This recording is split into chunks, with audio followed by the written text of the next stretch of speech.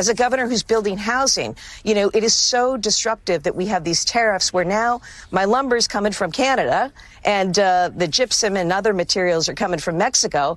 And Trump just made housing a lot more expensive to build. And again, it's just another example of Donald Trump not showing up for everyday Americans, not delivering on results, making it very hard for governors like me who want to deliver for our residents, who want to grow the economy, who want to grow wealth, who want to build housing, who want to lower costs. He's running headlong in the opposite direction. All right, so Governor Maura Healey is on a tirade again. And as you could see, based on the clip I just showed you, she continues to blame Trump for basically everything. This time on the cost of construction, because tariffs are raising the prices of lumber that we get from Canada. And of course, yes, this is partially true. It is partially true. But I think it's absolutely ridiculous to think, how is it humanly possible where a president that has been here for 3 months versus a 2+ year term that Healey has been in office equates to the reason why housing is not being built or is not affordable. You really have to be brain dead to think that's the case. You really and truly have to be brain dead. Okay? So let me be very, very clear here.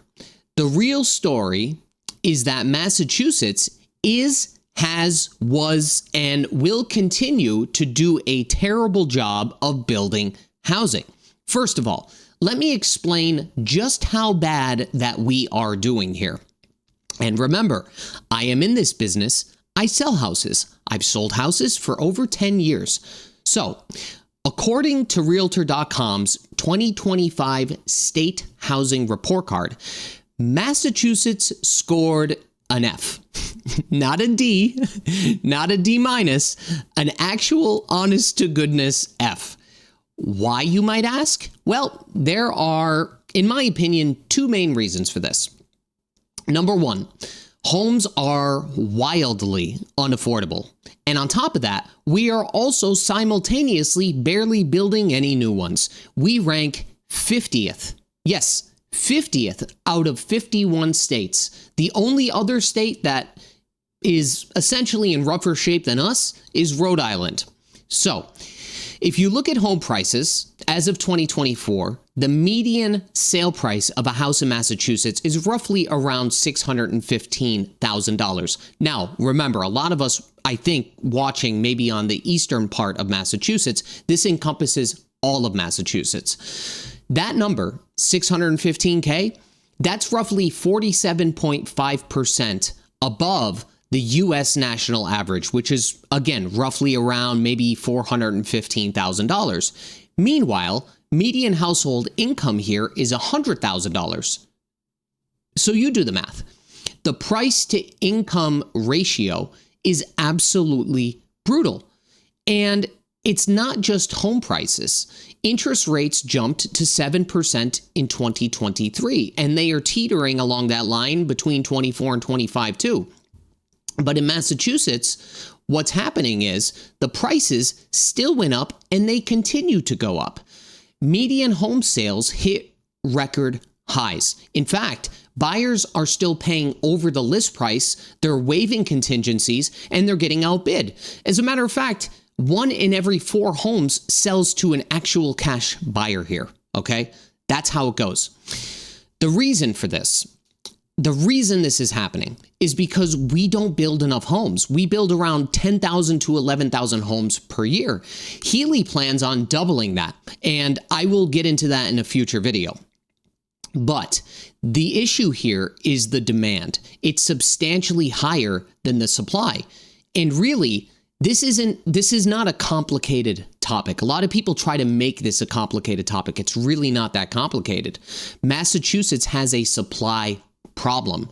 There are too few homes for the number of people who want to live in them. And the reason is that we are not building. We are not building. And it's mostly thanks to our zoning laws and the permitting process, because Massachusetts has some of the most restrictive zoning laws in the entire country. And most towns only allow single-family homes by default. Apartments, duplexes, and even townhouses are either banned or need special permitting permissions. So, over half of the state is really zoned this way. If you want to build a small apartment building, let's say, good luck. You'll need special permitting, a trip through 5 or 6 local boards, and maybe a lawsuit or 2, or maybe even 3, just to get it started, okay? It's expensive, it's unpredictable, and it's also pretty crazy, okay? So, a lot of these projects, I mean, obviously, as I said, I'm in the business, they start and they never happen, okay? Because once the developer gets to this point, they just throw in the towel. They punt the ball. On top of that, many towns require massive lot sizes. So that means even if you can build, it's going to probably be a very big and very expensive house. So starter homes here, they don't exist. They're not allowed, essentially. Also, the cost to build smaller starter homes, at least in terms of, let's say, a profitability ratio, the math just doesn't make sense for builders to do that. That's why you do not see, let's say, 1,500 to 1,800, 3-bed, 2-bath, new construction, single-family homes. They just don't exist. Now, here's the key to this. Even if zoning says yes, the process says maybe, eventually, or maybe not. Massachusetts is infamous for slow and unpredictable permitting. And when that happens, developers will more than likely face local opposition. There's always an appeal. And they go through this maze of approvals from multiple boards. All of this will delay construction and also simultaneously raise costs. Developers have to hire, you figure, consultants, traffic experts, lawyers, just to maybe get a permit. And of course, those extra costs will get baked into the final sale price of the home, which means you will pay more for said home.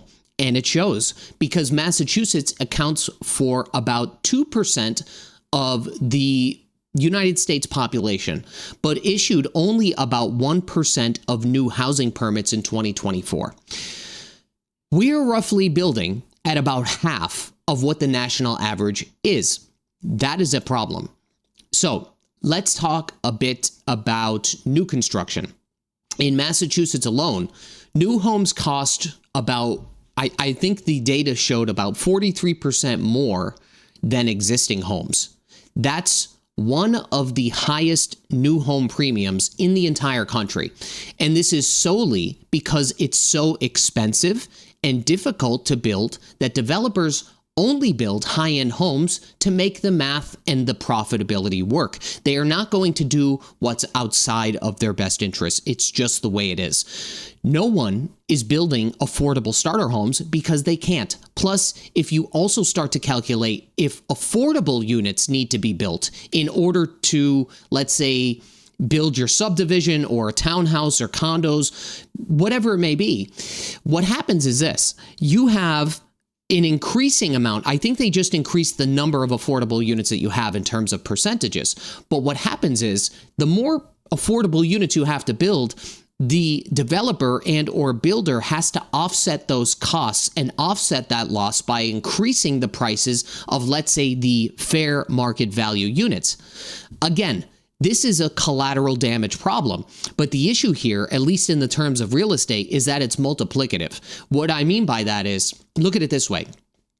If the current sales of the current units at high prices, those, once they close, will be comparables for the next set of sales. So it effectively trickles down into future units, which again will increase the prices of future units. It's just the way that it goes. Now, if you're still with me, let me address the political football that's being played here, which is Trump's tariffs.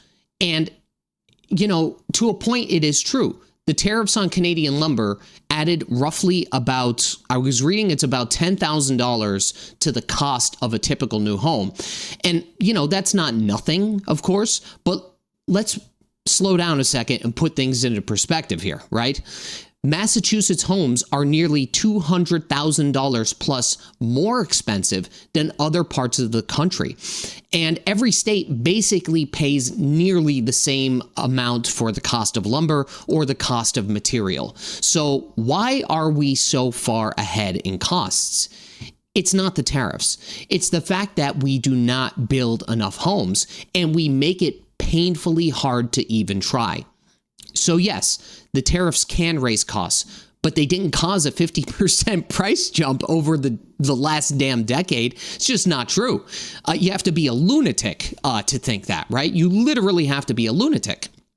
Zoning laws and housing supply, or lack thereof, did. That is the problem. So the housing crisis here in Massachusetts isn't the fault of tariffs or interest rates or some global conspiracy here. It's a result of decades of bad policy and local opposition to growth. The good news is, in my opinion, of course, is that since we created the problem, you would think to some extent we could also fix the problem.